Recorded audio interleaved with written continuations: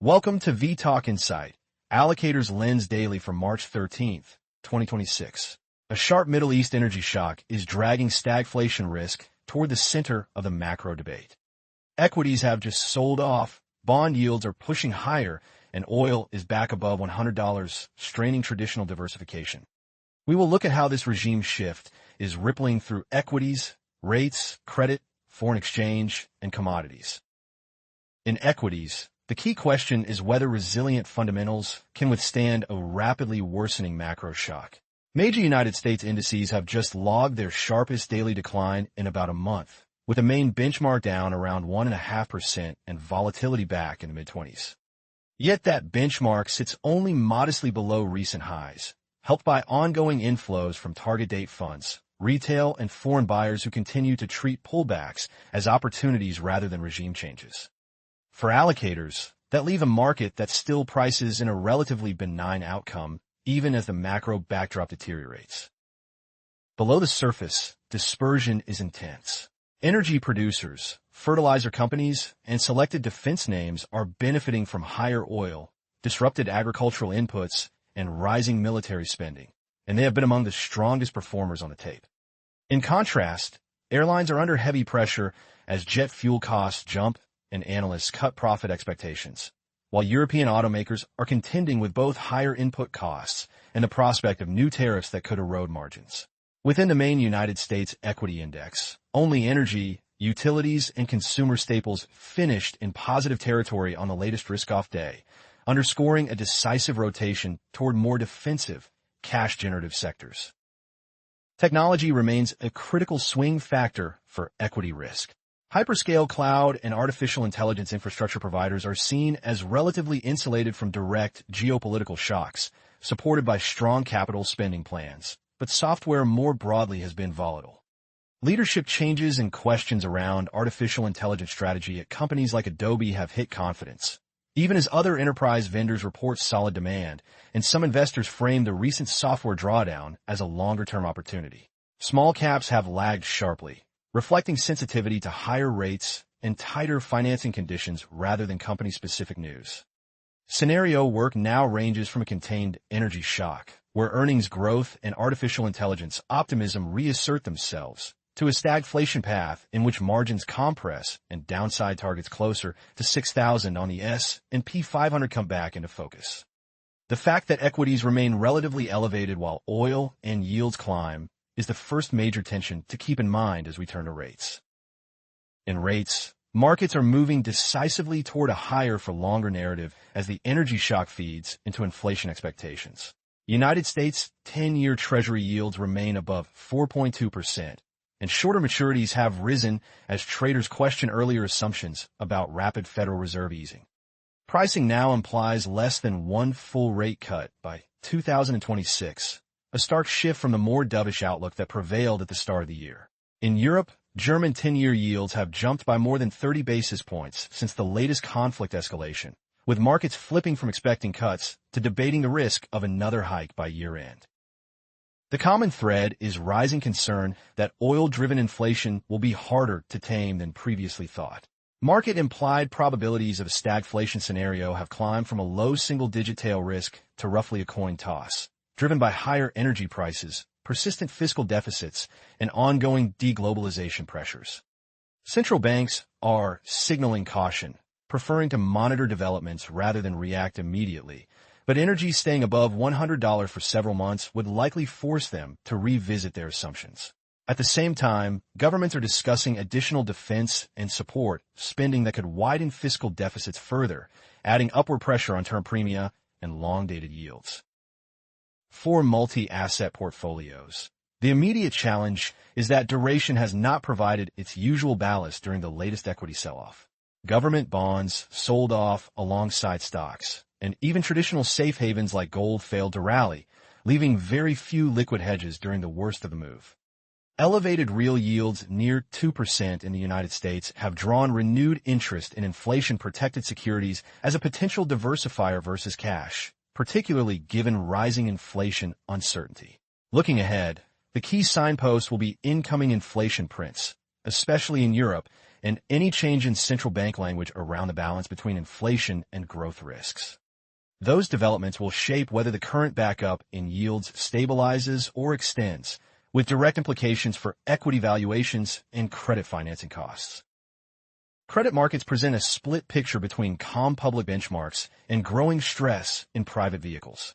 On the surface, investment-grade corporate credit remains robust, with record-sized deals from large issuers absorbed at tight spreads and little sign of disorderly selling.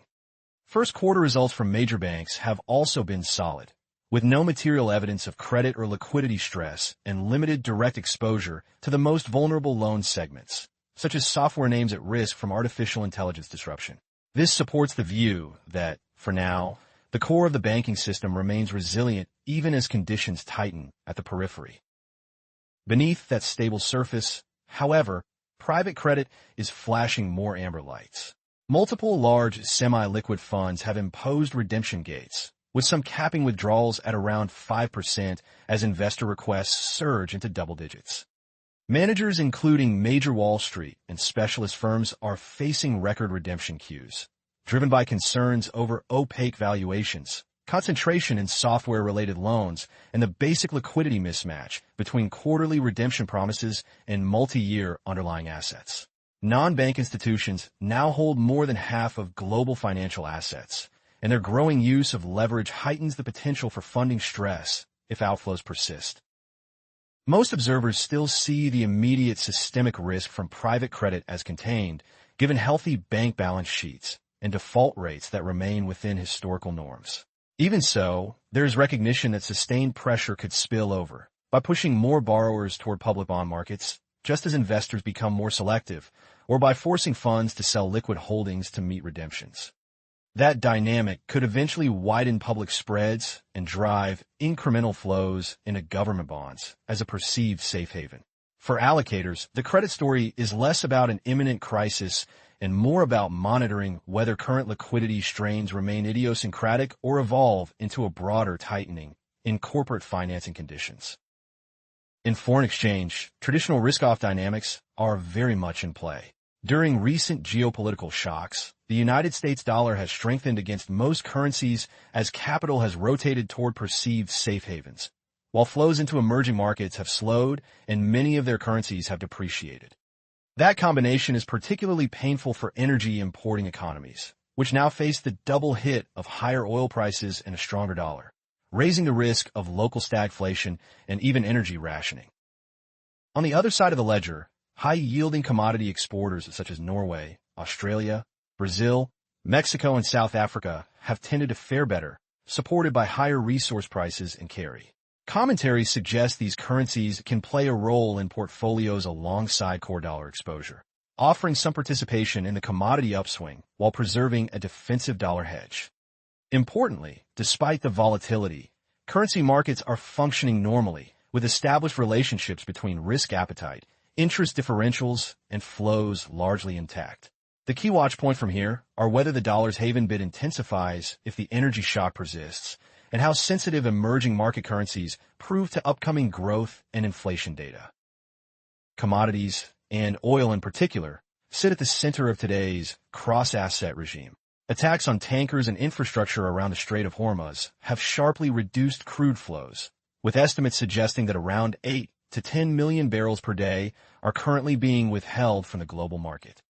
Brent has pushed back above $100 per barrel, extending a multi-day rally as traders grapple with the uncertainty over when and to what extent shipping lanes can safely reopen. Record releases from strategic reserves, on the order of hundreds of millions of barrels, cover only a few weeks of lost flows at current disruption levels, and are therefore viewed as a bridge rather than a solution. Scenario analysis for oil is wide. If shipping through the strait normalizes within a month, some analysts see room for prices to retreat toward the $70 to $80 range, containing the inflation shock. But if disruptions persist for several months, projections of $115 to $150 per barrel are increasingly common, and sustained prices above $120 could tip major economies toward recession, especially with consumers already under pressure. The shock is radiating into other commodities as well, from fertilizers where supply disruptions and export curves are pushing up costs and threatening crop yields, to niche inputs like helium that matter for semiconductor production. With both equities and bonds struggling to hedge this kind of supply shock, commodities have reasserted themselves as a key driver of macro risk and a critical variable for any asset allocation decision in the months ahead. Stepping back, the cross-asset picture is dominated by a powerful energy supply shock that is pulling stagflation risk toward the center of the macro debate. Equities remain close to recent highs, but with rising dispersion, rates are shifting toward fewer cuts and higher real yields. Credit is calm publicly, but under liquidity strain in private funds, and the dollar is firming as a haven. The main signposts now are progress on Gulf shipping, upcoming inflation data, and any sign that private credit stress spills into public markets. This video is for information only and is not investment advice. If you found this video useful, please like and subscribe to vTalkInsight. Alternatively, visit vTalkInsight.com to chat with our specialized AI market assistant and access the latest interactive market insights.